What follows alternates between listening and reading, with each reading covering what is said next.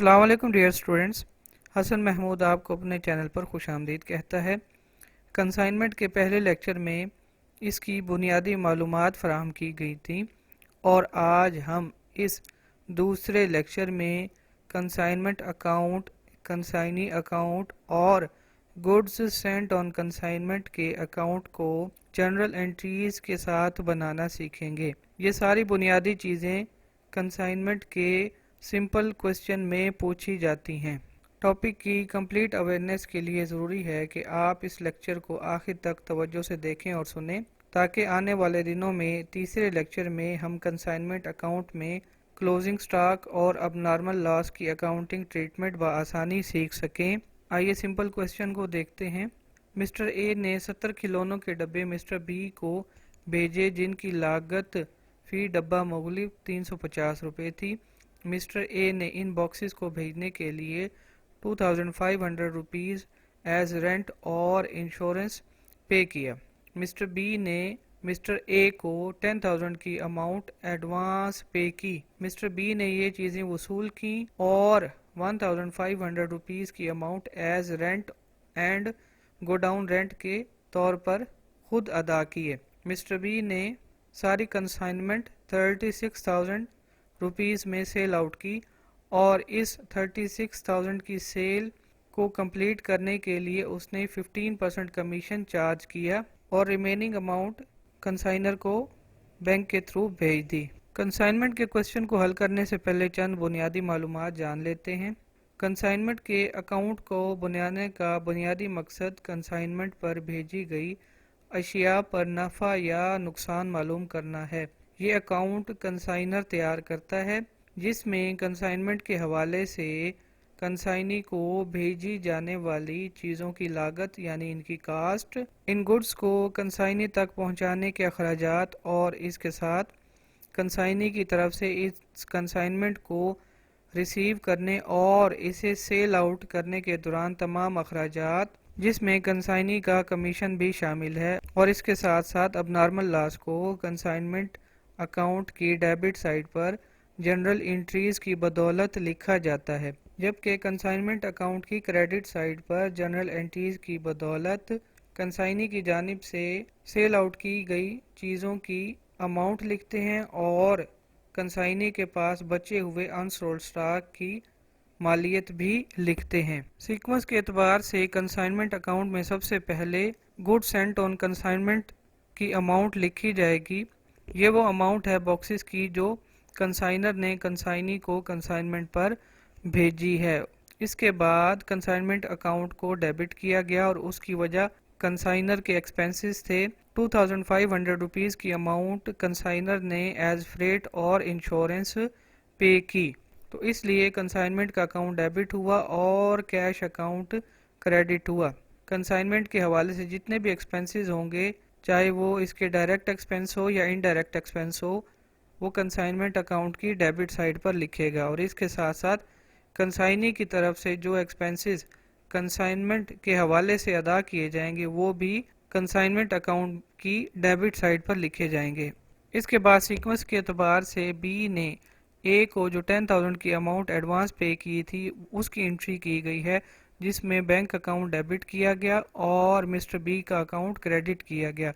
As کنسائنر آپ یہ amount receive کر رہے ہو تو آپ کا بینک اکاؤنٹ انکریز کرے گا، آپ کا ایسٹ بڑھے گا، اس لیے یہ اکاؤنٹ ڈیبٹ ہوا اور یہ اماؤنٹ بی کی طرف سے آپ ریسیو کر رہے ہیں، اس لیے بی کے اکاؤنٹ کو کریڈٹ کریں گے۔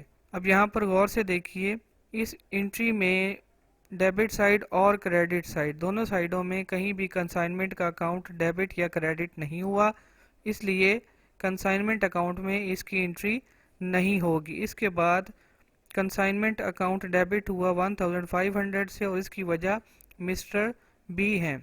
مسٹر بی نے 1500 روپیز کی اماؤنٹ گو ڈاؤن رینٹ کے طور پر پے کی تھی، اس لیے ان ایکسپنسز کو کنسائنمنٹ اکاؤنٹ میں پروفٹ یا لاس کیلکولیٹ کرنے کے لیے لکھا جائے گا۔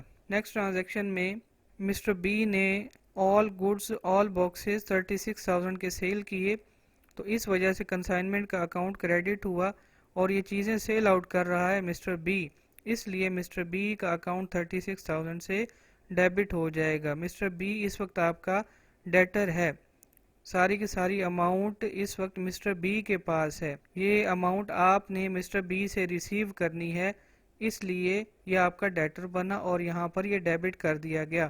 اس کے بعد نیکسٹ ٹرانزیکشن میں مسٹر بی نے 36,000 کی گوڈز سیل آؤٹ کرنے پر کمیشن چارج کیا، تو وہ کمیشن مسٹر بی کے لیے انکم ہے جبکہ آپ کے لیے ایکسپینس ہے۔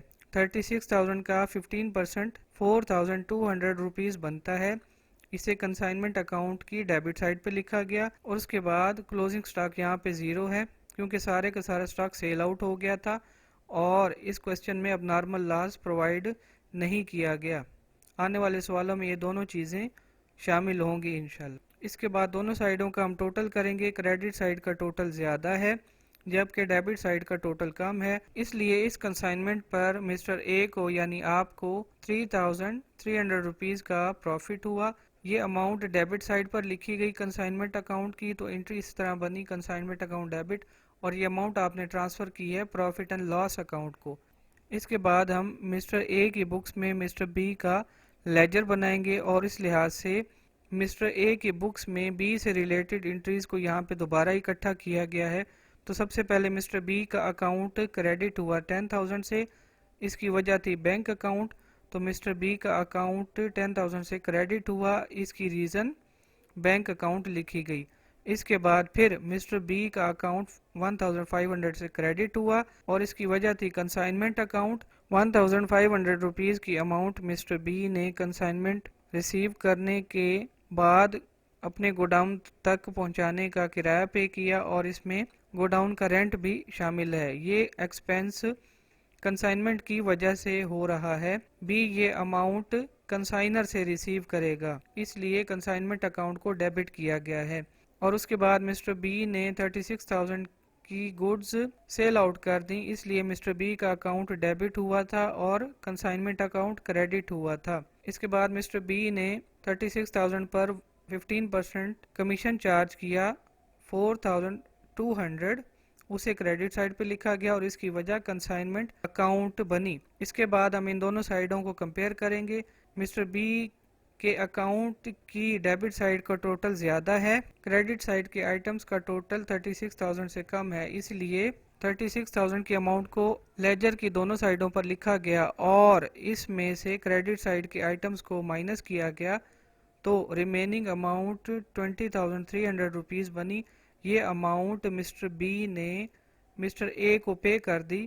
اے کی بکس میں جنرل انٹریز ہوگی، بینک اکاؤنٹ ڈیبٹ ہوگا اور مسٹر بی کا اکاؤنٹ کریڈٹ ہوگا، تو مسٹر بی کا اکاؤنٹ کریڈٹ ہوا 20,300 سے، ریزن اس کی بنی بینک اکاؤنٹ۔ اس طرح مسٹر بی نے 36,000 جو اس کے پاس موجود تھے اس میں سے 10,000 مائنس کیے، کنسائنی کے جو اس کے اپنے ایکسپینسز تھے وہ مائنس کیے، اور اپنا جو کمیشن بنتا تھا باکسز کو سیل آؤٹ کرنے کا وہ مائنس کیا، اور اس طرح ریمیننگ اماؤنٹ اس نے اے کو بینک کے تھرو پے کر دی، اور اس طرح کنسائنی نے اپنی لائبلٹی کلیئر کر دی۔